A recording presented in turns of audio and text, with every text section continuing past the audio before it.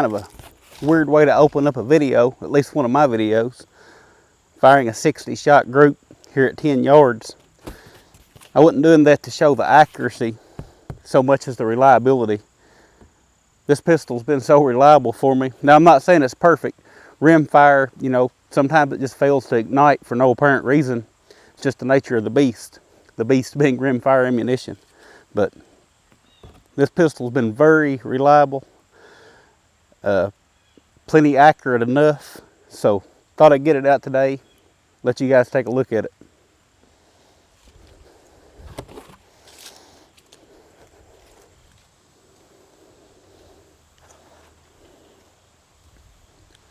All right, so the Smith Wesson M&P 22 is a polymer framed single action hammer fired pistol. It's of course chambered in 22 long rifle. Has an aluminum alloy slide and a 4-inch carbon steel barrel that is threaded for a suppressor with the proper adapter, of course. This is just your thread cover here, and it does come with a little wrench to remove that.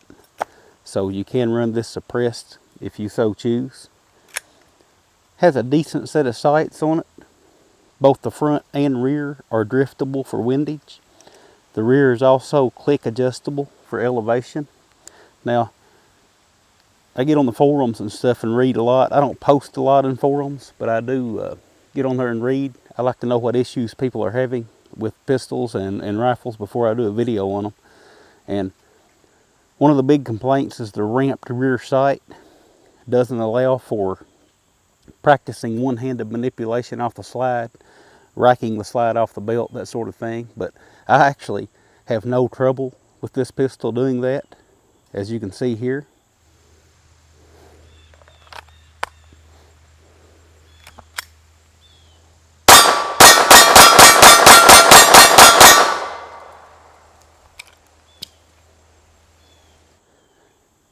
Now, the reason being is this slide is just so easy to rack. It doesn't require much pressure to rack that slide. So I think the guys that are complaining about the sight have probably never actually tried racking the slide off their belt. So did read a lot about that though, and that was one of the issues that people were complaining about. Standard capacity on this pistol is 12+1. It does utilize 12 round magazines. Now these are really well made, nice heavy steel. Do have a thumb assist on the side to help with the loading, and they are easy to load. Haven't had any trouble with the magazines. They do offer it, of course, in a 10 round version. If you live in a state or area that's restricted and you're not allowed to have any more than 10 rounds, you can still get this pistol. And on the other end of the spectrum, there's aftermarket parts kits out there that'll actually bump the capacity up in these magazines. I think you can get them up to 15 rounds in these magazines. So it kind of goes both ways there. My biggest complaint with this pistol actually is that it only ships with one of these. Now, this pistol's kind of marketed as a trainer or understudy pistol for your full-size M&P. So you would think that they would want you to be able to practice mag changes and such. With one magazine, it's kind of hard to do that, so they should at least ship this with 2 magazines, preferably 3, but this one only shipped with 1, so I had to go out and buy me 4 extra magazines. Depending on where you shop and how patient you are to look for sales and things, these magazines can run between 20 and 30 bucks a pop. So it does significantly add to the cost of the gun if you're planning on getting some extra mags, and I certainly would. It does have a paddle style ambidextrous safety on the pistol. Can easily be operated from either side. A very large safety, kind of cheesy looking. And you know, this is the part of the video where some of you guys are thinking, here goes Buffalo complaining about a safety, a manual safety on his pistols again. Not the case this time. There are certain criteria where I like to see a manual safety on a pistol, and this being a single action hammer fired pistol, I kind of like having that manual safety on there. That's just my personal preference. You may disagree, but that's fine. A lot of people do remove this safety. You can take the pistol down, make sure the safety is on, or off, I mean. You want the safety disengaged, then remove the paddles, and you've got a pistol without a manual safety on it. Some people have done that. I've got no problem with it. I just happen to prefer it on this pistol. It also has an articulated trigger safety, which makes it a lot harder to accidentally pull the trigger. You have to pull down on that articulated arm to unlock the trigger. So that's another safety feature. It also has a magazine disconnect safety. I don't have a magazine in it right now. Safety is off. It will not fire. It'll only fire if a magazine is installed. I'm going to try not to dry fire this thing too much. Of course, you're going to dry fire it from time to time if you get a weak round that cycles the action just far enough that it kicks out the old spent case, but it doesn't strip a new round off the magazine. So you're going to have dry fires from time to time. I certainly wouldn't stress over that, but I do try to keep the dry firing to a minimum just because it is a rimfire pistol, and that's just the way I was taught. Some pistols, some rimfire pistols and rifles both are safe to dry fire, some are not. I just try to avoid doing it altogether in a rimfire.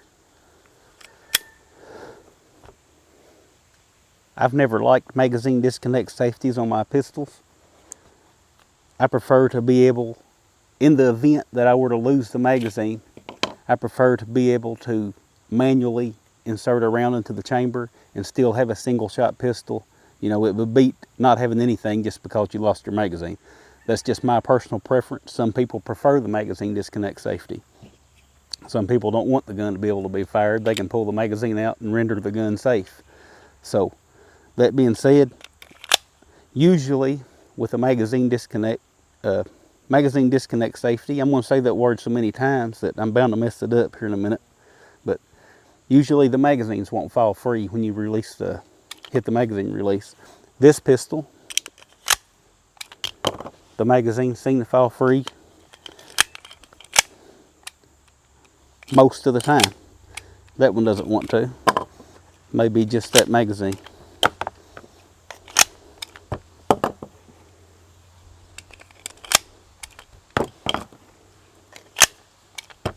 So it looks like, well, even it'll fall free most of the time. So most times the magazines will fall free. I know I like that. If I'm out running some drills on the range or whatever, I like for my magazines to fall free. But it's not a big deal if I have to rip one out. It's actually good to practice ripping them out every now and then, just in case you need to when it counts. So that's my thoughts on the magazine disconnect safety. This pistol does have a Picatinny rail. If you want to mount a laser or a light or whatever and practice shooting in low light conditions, you can do that. So kind of nice that they put that on there. I probably won't run a light on this pistol, but you never know when I might want to do something like that. Alright, so this pistol with an empty magazine installed weighs in at 23 ounces according to my scale. And we'll check the trigger pull. I'm going to insert a spent case into the chamber.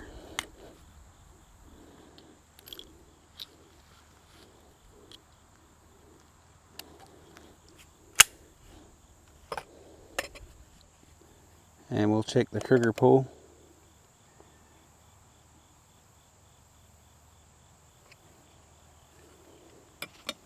Of course, it's not going to pull if I don't have that magazine in there, is it?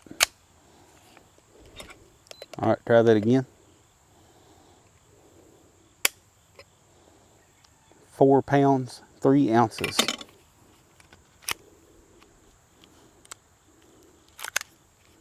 Get a second pull on that. Still got my spent case in there. 4 pounds, 12 ounces. So under 5 pounds on the trigger pull, which certainly helps make the gun a little easier to shoot. Sorry about kicking my tripod there. The pistol does come in this nice little carrying case. Got your Smith Wesson logo on it there. I can fit the pistol and my 5 magazines in here easily. You know, I could stick another one in the pistol and probably squeeze a couple more in there. So there's room to get your pistol and mags to the range in this little carrying case. Of course, it comes with your literature. There's join the NRA. Got your owner's manual, spent cartridge casing, warranty registration, and of course it comes with your wrenches. This little wrench fits that threaded muzzle protector, and got your Allen key in there for your sights. If you need to drift your sights left or right, you can loosen them up with that Allen key first. And of course your bicycle lock. If you ride your bicycle to the shooting range while you're shooting, you can run this lock through the spokes and back around the fork, lock it up to keep somebody from riding off with your bike. At least, I guess that's what that's for. But great gun for beginners, guys. If you want to get a beginner started, this would be a great gun to get started on. The low recoil, low muzzle flash. Just controls are super easy to manipulate. Slides really easy to work. You know, you could teach anybody on this gun. And the things you teach them on this gun will carry over to a larger centerfire pistol if they ever want to get one or work their way up to that. And this is also a great gun for the guy that's already got centerfire pistols, but he wants something to get out and do some training with a little more cheaply. You know, you can do dry fire, of course, and save a lot of money, but it's nice to get out and do live fire practice, and this is a great way to do it. This here is $100 worth of new 9mm ammunition. Get about 500 rounds out of your $100. And this is $100 worth of 22 long rifle ammunition. I just picked this up at Walmart yesterday. Big hickory nut gonna fall out of the tree and hit me in the head. I just picked this up yesterday, and a little bit less than $100 actually. It was like $22 and something for a 550 round brick. So here we've got 2,200 rounds for the same money as we got 500 rounds in over here. So you can definitely get a lot more practice with 22 long rifle, and I'm glad to see 22 come back. You know, there for several years it was even hard to get your hands on it, but it's coming back. The prices are getting more normalized. They'll probably never be what they were, but they're getting close, and still a heck of a lot cheaper than shooting centerfire. And this is 9mm. If you're comparing this to, you know, say you shoot 45, that cost is going to be even more of a dramatic difference. So gives you options to get out and shoot cheaper and make the most out of your precious range time. I know, you know, I work full time. I know most of you guys probably work full time. That range time is so important, and if we can get more out of it with something like this, I'm all for it. I really like the pistol. It's been very, very reliable. Little story, I picked this up from Bud's in Lexington, Kentucky here, at about 3:30 in the afternoon one evening. And I actually posted this on my Facebook. For those of you guys that follow me on my Facebook, you probably saw this post. But by about 5:30 that evening, a friend and myself already had over 1,000 rounds through this pistol. And out of those 1,000 first rounds, we had exactly 3 failures because we kept count. And all 3 of those we believe were ammo related. Just with 22 long rifle, when we were shooting the cheap stuff, you run into a low powered round every now and then that won't cycle the action all the way. So, but within a couple hours of this thing leaving the store, we had 1,000 rounds through it. I went on and put probably another 1,000 through it since then, but